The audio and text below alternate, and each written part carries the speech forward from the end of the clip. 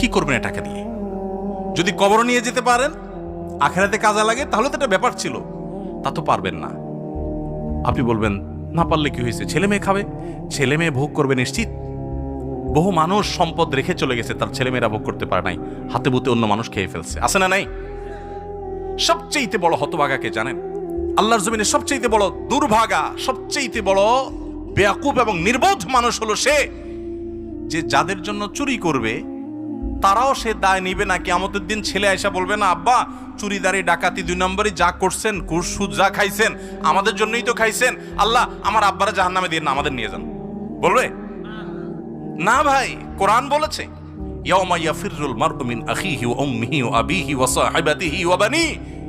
সন্তান বাপকে দেখে মাকে দেখে পালাবে, যে না জানি আজকে কোনো কিছুর জন্য ধরে। সবাই ইয়া নাফসি করবে। যাদের জন্য চুরি করবেন ওরাও দায় নিবে না, আপনার মতো